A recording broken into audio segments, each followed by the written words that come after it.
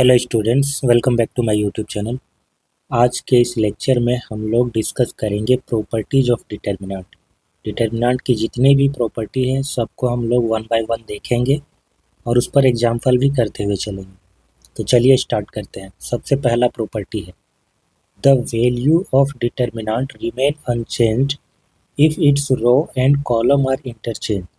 तो पहली प्रॉपर्टी में ये कह रहा है कि किसी डिटर्मिनेंट के अगर हम रो और कॉलम को कॉरेस्पॉन्डिंगली इंटरचेंज करें तो उसका डिटर्मिनेंट का जो वैल्यू है वो चेंज नहीं होता। अब यहाँ पर हम चेंज कैसे कर रहे हैं रो और कॉलम को? हम कर रहे हैं फर्स्ट कॉलम को फर्स्ट रो से चेंज, सेकेंड कॉलम को सेकेंड रो से। ठीक है, यानी कि जो फर्स्ट रो है वो बन जाएगा हमारा फर्स्ट कॉलम। तो एक तरह से हम यहाँ पर ना ट्रांसपोज ले रहे हैं। तो ये हमारा ए हो जाएगा, ये बी, ये सी और ये डी। तो आपको पता होगा कि इस तरह के मैट्रिक्स को हम ट्रांसपोज मैट्रिक्स कहते हैं। ये हमारा एक मैट्रिक्स है ए बी सी डी। जब हम इसके रो को इसका फर्स्ट कॉलम बना रहे हैं, सेकेंड रो को सेकेंड कॉलम, तो ये ट्रांसपोज ले रहे हैं। तो इस तरीके से लेने पर इन दोनों का डिटर्मिनेंट सेम रहता है। यहाँ पर हम डिटर्मिनेंट निकाल करके देखते हैं, 2x2 मैट्रिक्स है इसका। तो इसका डिटर्मिनेंट क्या हो जाएगा? A d minus b c. और इसके ट्रांसपोज का डिटर्मिनेंट ये हो जाएगा a d minus c b. तो फ़र्क क्या है दोनों में? यहाँ पर बी सी है, ये सी बी है, क्योंकि ये नंबर्स हो सकते हैं, फंक्शन हो सकते हैं, और ये जो है यूजुअल मल्टीप्लिकेशन है, ये कम्यूटेटिव होता है। तो हम इसको लिख सकते हैं a d minus b c. तो आपने देखा कि दोनों का वैल्यू एग्जैक्टली सेम है। तो इसका मतलब है कि रो और कॉलम को एक्सचेंज करने पर डिटर्मिनेंट का वैल्यू चेंज नहीं होता है। ठीक है, अब हम लोग थर्ड ऑर्डर डिटर्मिनेंट भी चेक कर लेते हैं। यहाँ पर एक मैट्रिक्स लिए हैं पहले 3x3 ऑर्डर का, और ये इसका ट्रांसपोज मैट्रिक्स है। ठीक है, ये हमारा एक मैट्रिक्स है, इसका ट्रांसपोज मैट्रिक्स जो इसके रो को कॉलम के साथ इंटरचेंज करने पर बन रहा है। तो अब हम इसका डिटर्मिनेंट निकालते हैं। Determinant of A equal to row 1 के अलोंग एक्सपेंड करते हैं। तो a1 इक्वल टू क्या? a1 times b2 c3 minus b3 c2, then minus of a2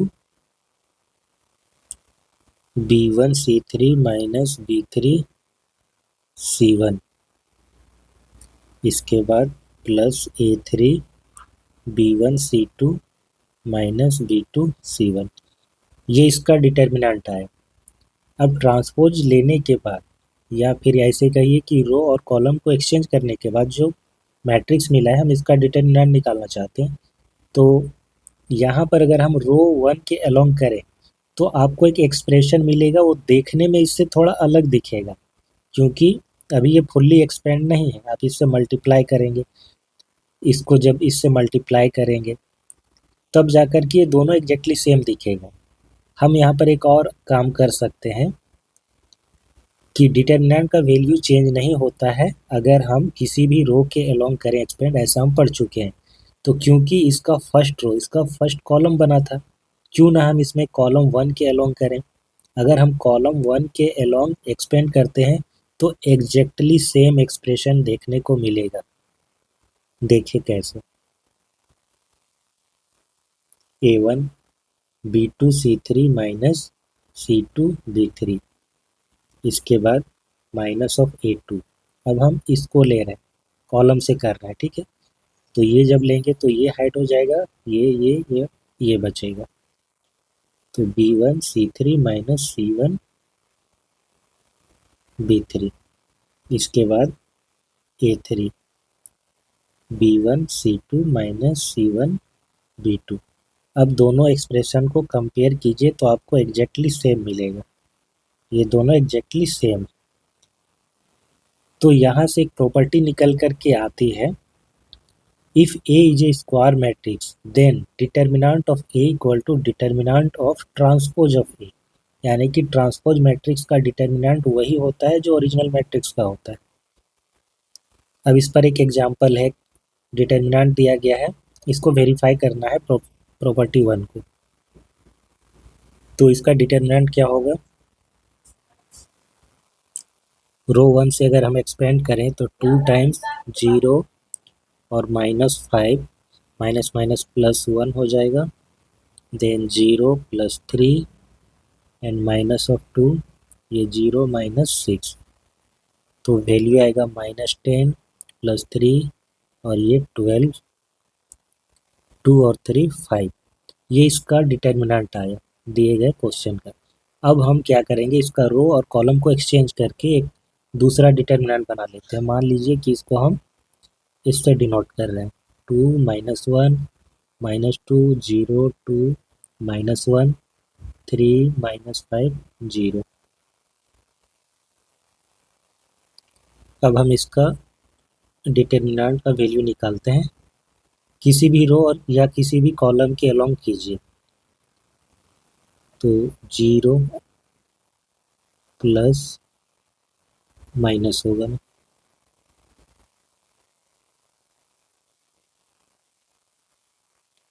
ये 0 ये पूरा 0 ही हो जाएगा। उसके बाद +3 1 +4, तो -10 हो जाएगा और ये 15, तो 5 बचेगा। देखिए दोनों में ही सेम वैल्यू आया है, इसका मतलब प्रॉपर्टी वेरीफाई हो गया।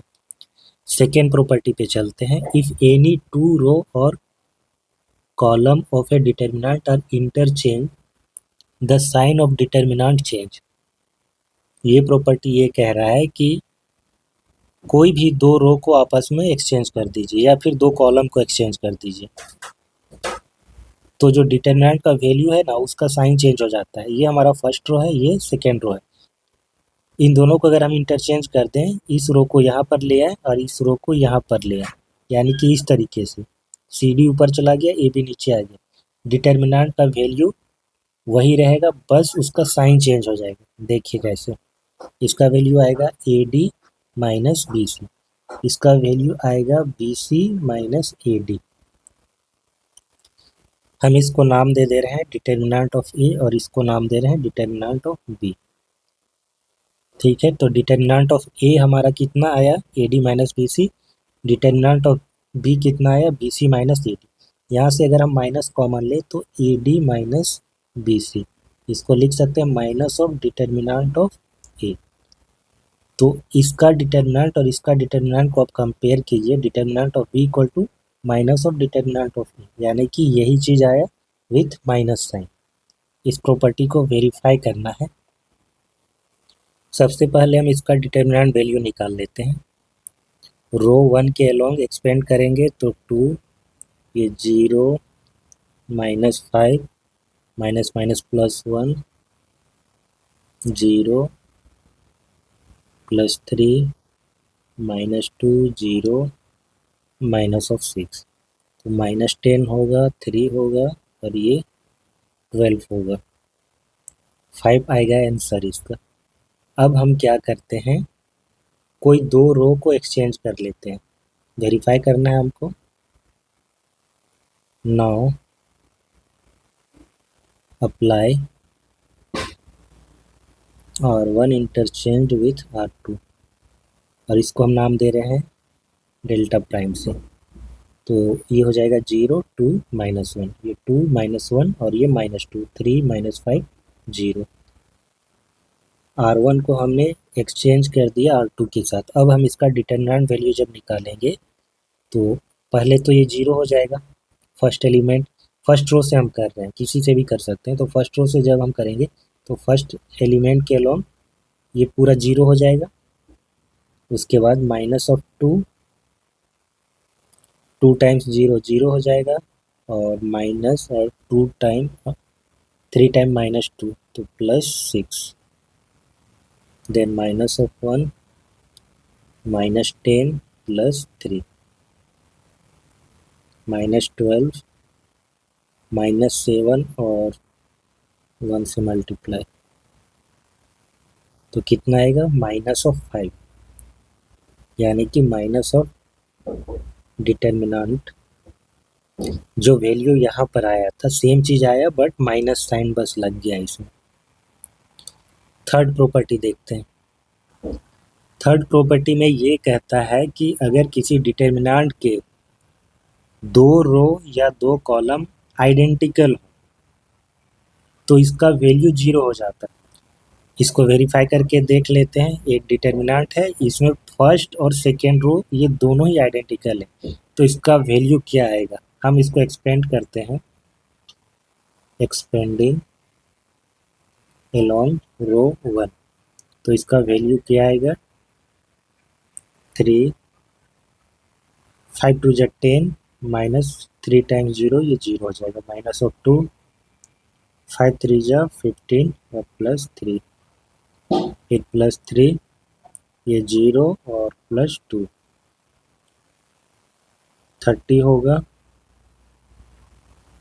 36 होगा, फिर 6 होगा, तो इसका वैल्यू फाइनली 0 आ रहा है। इसका डिटर्मिनेंट 0 होने का रीज़न पता है क्या है। इसका रीज़न है कि अगर ये दोनों रो आइडेंटिकल हैं तो हम रो ट्रांसफॉर्मेशन लगा करके एक रो को कम्प्लीटली 0 बना सकते हैं। और एक प्रॉपर्टी हम लोग पहले डिस्कस कर चुके हैं कि डिटर्मिनेंट में अगर सारे एलिमेंट किसी रो के 0 होते हैं तो जब हम एक्सपेंड करेंगे तो क्या होगा, मल्टीप्लाई होकर सारा वैल्यू 0 आ जाएगा। तो वही चीज़ है। तो सेम प्रॉपर्टी को हम यहाँ पर मेंशन किए हैं। If all the element of a row और column in a determinant is 0 then the value of determinant is 0। अगर किसी डिटर्मिनेंट के किसी एक रो में या किसी एक कॉलम में हर एक एंट्री 0 हो जाए तो उसका वैल्यू 0 होगा। वही चीज़ यहाँ पर हो रहा है। दो रो अगर आइडेंटिकल है तो दैट मीन्स कि एक रो कम्प्लीटली 0 हो जाएगा, क्योंकि जब हम रो ट्रांसफॉर्मेशन करेंगे R1 माइनस R2 कीजिए या R2 माइनस R1 कीजिए तो एक रो कम्प्लीटली 0 हो जाएगा। अगला प्रॉपर्टी है, if each element of a row और column of a determinant is multiplied by a constant k then its value get multiplied by k। ये कह रहा है कि अगर एक डिटर्मिनेंट में किसी एक रो या किसी एक कॉलम के हर एक एंट्रीज को हम किसी कांस्टेंट k से मल्टीप्लाई कर दें तो डिटर्मिनेंट का जो वैल्यू होगा ना वो भी k टाइम्स हो जाएगा। चलिए इसको एक बार चेक करते हैं। सो हमारे पास एक डिटर्मिनेंट है A1 B1 C1 A2 B2 C2 A3 B3 और C3। दूसरा एक डिटर्मिनेंट है जिसमें हमने फर्स्ट रो को k से मल्टीप्लाई किया है, फर्स्ट रो के हर एक एलिमेंट को k से मल्टीप्लाई किया है। हम इसका वैल्यू निकाल करके देखते हैं, ठीक है। देखते हैं कि क्या आता है एक्सप्रेशन। सो यहाँ पर हम इसको मान लेते हैं डिटर्मिनेंट A और इसको मान लेते हैं डिटर्मिनेंट B, क्योंकि ये दोनों ही डिफरेंट है फिलहाल के लिए। इसके फर्स्ट रो में k का मल्टीप्लिकेशन किया गया है, तो हम A को एक्सपेंड करते हैं। ये हो जाएगा A1 B2 C3 minus C2 B3, इसके बाद minus of C1 minus of B1, फिर A2 C3 माइनस C2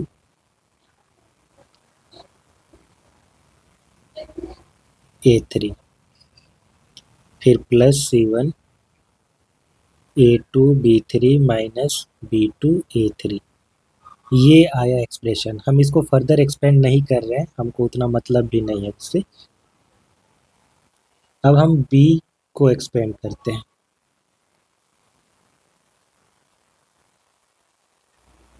अगर हम फर्स्ट रो के अलोंग करें तो सबसे पहले हम k A1 लेंगे, देन मल्टीप्लाई क्या होगा B2 C3 minus C2 B3, फिर लेंगे k B1 A2 C3 minus C2 A3, इसके बाद k C1। ये हो जाएगा A2 B3 minus B2 A3। Further यहाँ पर क्या देख रहे हैं हम कि k तो कॉमन आ जाएगा तीनों ही जगह से, तो k को हम बाहर ले लेते हैं। k बाहर आ गया। अब ये हो जाएगा A1 B2 C3 minus C2 B3 minus B1 A2 C3 minus C2 A3 plus C1 A2 B3 minus B2 A3 के वैसे ही रहेगा। और ये जो एक्सप्रेशन है ना, ये एग्जैक्टली सेम है इसके, यानी कि डिटर्मिनेंट ऑफ ए। तो आपने देखा कि एक रो में के से मल्टीप्लाई किया गया था, तो इसका जो वैल्यू आया ना, वो डिटर्मिनेंट का के टाइम्स हो गया। ये और ये दोनों सेम ही है, बस फर्स्ट रो में के से मल्टीप्लाई किया गया है। तो इसमें अगर हम के से मल्टीप्लाई करते हैं तो हमको ये डिटर्मिनेंट मिलता है। दोनों का डिटर्मिनेंट निकाल करके हम देखते हैं तो पता चलता है कि इसका डिटर्मिनेंट इसके डिटर्मिनेंट का के टाइम्स है। अब हम चेक करते हैं क्या हो अगर हम हर एक रो में या हर एक कॉलम में के से मल्टीप्लाई कर दें। तो ये तो हमारा वही मैट्रिक्स है, ठीक है, यहाँ पर मैट्रिक्स लिया गया है। डिटर्मिनेंट में अगर हम किसी कांस्टेंट से मल्टीप्लाई करते हैं ना, तो वो किसी एक रो में या किसी एक कॉलम में ही मल्टीप्लाई होता है। अगर हम इसको के से मल्टीप्लाई किए हैं, इसमें के से मल्टीप्लाई किए, तो ये ऐसा बनेगा। या तो फर्स्ट रो में मल्टीप्लाई कीजिए, सेकेंड में, थर्ड में, या फिर फर्स्ट सेकेंड थर्ड किसी एक कॉलम में, सब में नहीं कर सकते अगर आप के से कर रहे हैं तो, ठीक है। एक बार में वो एक ही रो में जाता है। मैट्रिक्स में ऐसा नहीं, अगर हम इसको के से मल्टीप्लाई करेंगे ना, तो ये हर एक एंट्री में आ जाएगा, हर एक एलिमेंट में। अब आइए इसका डिटर्मिनेंट निकाल करके देखते हैं। इसका डिटर्मिनेंट आपको पता है कि सेम आएगा, यही एक्सप्रेशन जो यहाँ पर है, ठीक है। इसका डिटर्मिनेंट निकाल करके देखते हैं क्या आता है। के A1 के B2 माइनस के B2, ये मल्टीप्लाई होगा इससे तो के स्क्वायर हो जाएगा ना। के स्क्वायर B2 C3 माइनस के square C2 B3 minus of के B1, नाउ के स्क्वायर A2 C3 माइनस के स्क्वायर C2 A3, फिर प्लस के C1 के स्क्वायर A2 B3 माइनस के स्क्वायर B2 A3। अब यहाँ पर ना के स्क्वायर है, कॉमन आ जाएगा, ये बन जाएगा के क्यू। यहाँ पर के स्क्वायर कॉमन आकर के क्यू बन जाएगा। ये के स्क्वायर ये भी के टू द पावर 3 हो जाएगा। तो टोटली हम बाहर जब कॉमन लेंगे तो के क्यूब आएगा। ये हो जाएगा A1 B2 C3 minus C2 B3 minus B1 A2 C3 minus C2 A3 plus C1 A2 B3 minus B2 A3। तो यहाँ पर बाहर क्या आया, के क्यूब, और ये जो चीज़ है ये डिटर्मिनेंट ऑफ ए के इक्वल है, ठीक है। यहाँ पर हमने लिखा नहीं है क्योंकि ये चीज़ सेम इसके इक्वल होगा, तो यही चीज़ आया डिटर्मिनेंट ऑफ ए। तो हमने क्या देखा कि जब हम डिटर्मिनेंट में किसी एक रो में या कॉलम में के से मल्टीप्लाई करते हैं, तो उसका जो वैल्यू होता है डिटर्मिनेंट का, वो के टाइम्स हो जाता है। लेकिन अगर हम हर एक रो में या हर एक कॉलम में हर एक एलिमेंट में के से मल्टीप्लाई करते हैं, तब उसका डिटर्मिनेंट निकालते हैं, तो बाहर क्या आता है, के टू द पावर 3। ये जो 3 है ना, ये इसका ऑर्डर है, ये 3/3 ऑर्डर का है, तो ये ऑर्डर के इक्वल आता है, के टू द पावर 3। अगर n ऑर्डर का हो जाएगा हमारा स्क्वायर मैट्रिक्स और उसका हम डिटर्मिनेंट निकालें, तो यहाँ पर K to the power n आ जाएगा, ठीक है। अगर ए कोई स्क्वायर मैट्रिक्स है, A is a square matrix of order n/n, और हम इसको के से मल्टीप्लाई कर दें इस मैट्रिक्स को, अभी भी n/n ऑर्डर का रहेगा। तो इसका जब हम डिटर्मिनेंट निकालेंगे ना, तो ये बाहर आएगा K to the power n determinant of A. ऐसा हो। इस पर कुछ रिमार्क है। We can take out any common factor from any one row और any one column of a given determinant. Determinant जो दिया रहेगा उसके किसी एक रो से या किसी एक कॉलम से अगर हमको कॉमन फैक्टर दिख रहा है तो हम बाहर निकाल सकते हैं। ठीक है। यहाँ जब हम मल्टीप्लाई करते हैं के से तो किसी एक रो में मल्टीप्लाई होता है, या तो आप रो 1 में कीजिए, रो 2 में कीजिए या रो 3 में कीजिए। तो सेम चीज़ हम कॉमन लेने में भी करते हैं कि अगर हमको कॉमन लेना है तो एक बार में हम किसी एक रो से करते हैं। ऐसा नहीं है कि हर एक एलिमेंट में आपको दिख रहा है कि कॉमन फैक्टर है तो उसको आप बाहर निकाल लिए एक बार में, ऐसा नहीं होता है। ठीक है, एक रो से आएगा या फिर एक कॉलम से आएगा। और अगर हर एक एलिमेंट में ही के आपको दिख रहा है और तब आप के बाहर निकालते हैं तो वो k⁻³ होगा। इसका मतलब है कि आपने फर्स्ट रो से निकाला, सेकेंड रो से निकाला और थर्ड रो से निकाला, तो तीनों बार निकाला आपने के, इसलिए k⁻³। दूसरा रिमार्क है, if corresponding element of any two row और column of a determinant are proportional in the same ratio then its value is 0। इस चीज़ को वेरीफाई करते हैं। ये कह रहा है कि अगर कोई दो रो सेम प्रोपोर्शन में है, उसके element correspondingly element same proportion में है, या फिर किसी दो कॉलम के एलिमेंट सेम प्रोपोर्शन में है तो उसका वैल्यू 0 हो जाएगा। ये वैसे ही है जैसे कि दो रो आइडेंटिकल होते हैं। तो यहाँ पर एक डिटर्मिनेंट लिया गया है a1 a2 a3, दूसरा है b1 b2 b3, और जो थर्ड रो है ना इसका, वो फर्स्ट रो का k टाइम्स है, यानी कि ये इक्वल रेशियो में है। फर्स्ट एलिमेंट और इस एलिमेंट को अगर आप डिवाइड करें तो 1/k आएगा, इसको इससे डिवाइड करें तो 1/k आएगा, फिर 1/k आएगा, तो इक्वल रेशियो में है सब। इसका डिटर्मिनेंट निकाल करके देखते हैं क्या आएगा। ऐसे पूरा एक्सपेंड करने की तो ज़रूरत ही नहीं है, हमने जो प्रॉपर्टी अभी पढ़ा ना जस्ट उसको अप्लाई कर दीजिए। हम यहाँ से थर्ड रो में से k को बाहर ला सकते हैं, k को बाहर ले आते हैं, तो a1 a2 a3 b1 b2 b3 और third row a1 a2 a3। ठीक है। एक और प्रॉपर्टी हमने पढ़ा था कि अगर दो रो आइडेंटिकल हो जाए तो डिटर्मिनेंट का वैल्यू 0 होता है। तो यहाँ पर फर्स्ट रो और थर्ड रो आइडेंटिकल है, दैट मीन्स k टाइम्स ये 0 हो जाएगा, इसीलिए पूरा डिटर्मिनेंट 0 हो जाएगा।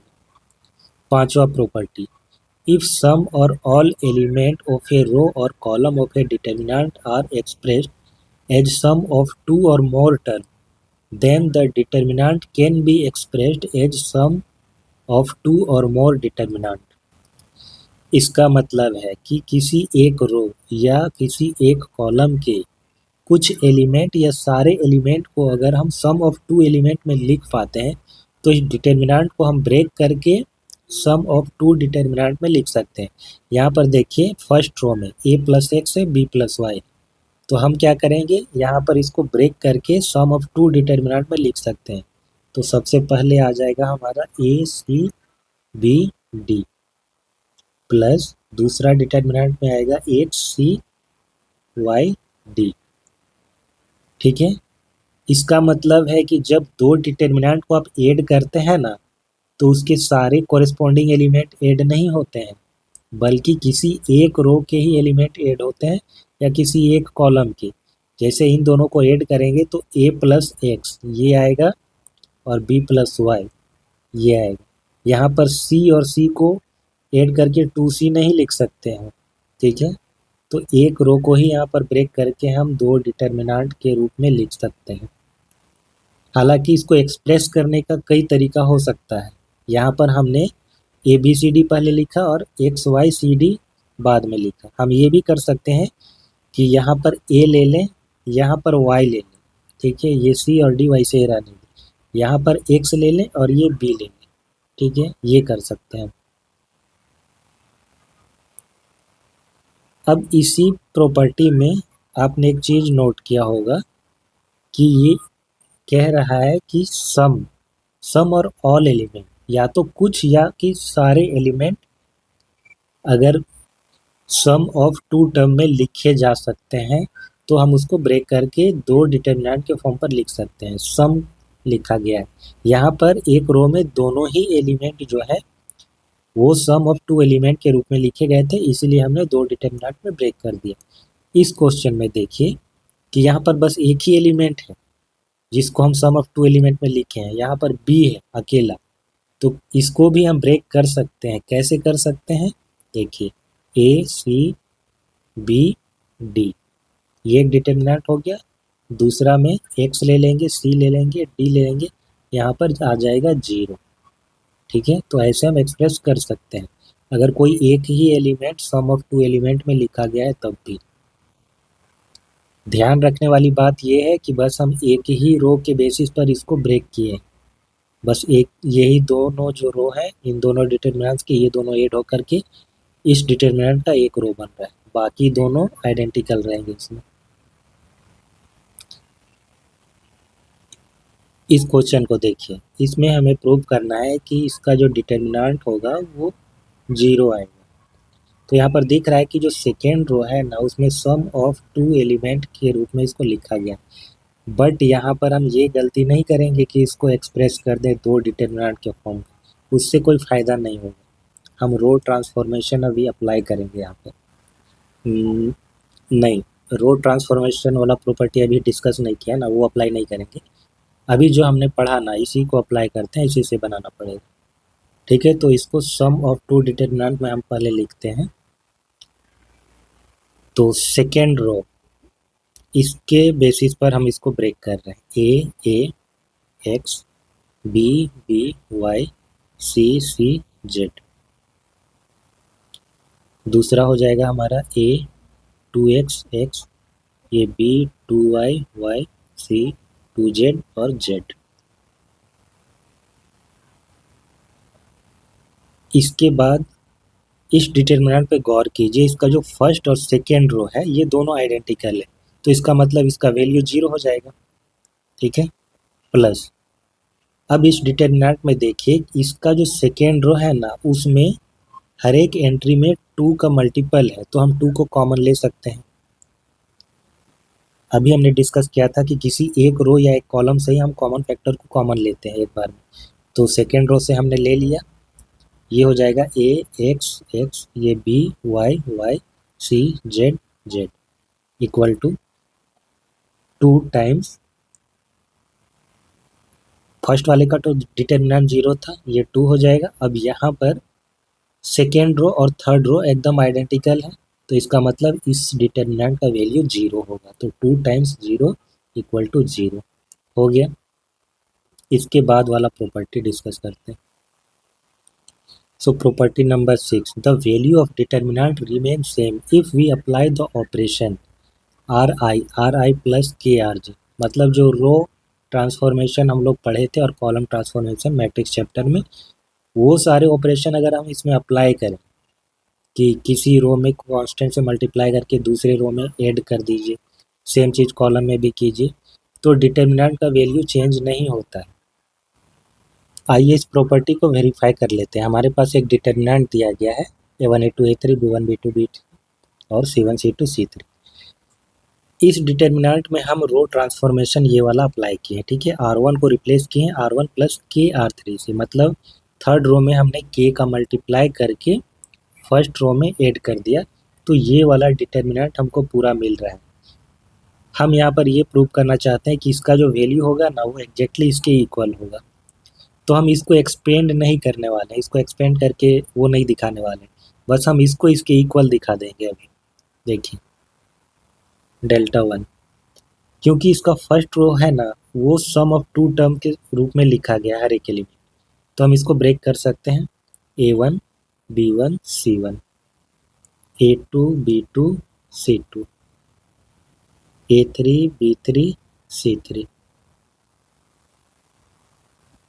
उसके बाद ये क्या हो जाएगा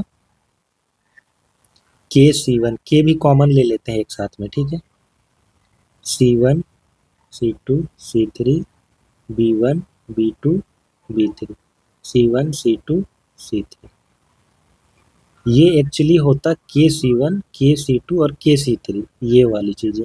लेकिन क्योंकि फर्स्ट रो में हर एक जगह पर K मल्टीप्लाई किया गया है तो हम K को बाहर निकाल सकते थे, इसीलिए निकाल लिया। अब फर्स्ट रो और थर्ड रो ये आइडेंटिकल है, तो इसका मतलब ये जो डिटरमिनेंट है ये 0 हो जाएगा। तो बचेगा क्या हमारे पास? हमारे पास बचेगा delta 1 equal to A1 A2 A3 B1 B2 B3 C1 C2 C3, जो कि हमारा डेल्टा के बराबर है, यानी कि इस वाले डिटरमिनेंट के बराबर है। ठीक है, ये वाला चीज़ हमारा 0 हो गया। ये क्वेश्चन आपके लिए होमवर्क है, इसे आप लोग ट्राई कीजिएगा। ठीक है, इसमें रो ट्रांसफॉर्मेशन या कॉलम ट्रांसफॉर्मेशन अप्लाई करके इसे रिड्यूस कीजिएगा और फिर एक्सपेंड कीजिएगा, तो आप देखिएगा कि इसका वैल्यू A⁴ आएगा। सो उम्मीद करते हैं आज का वीडियो जो भी हमने डिस्कस किया वो आपको समझ में आया होगा। कोई डाउट होता है then let me know in the comment section. Thanks for watching, have a nice day.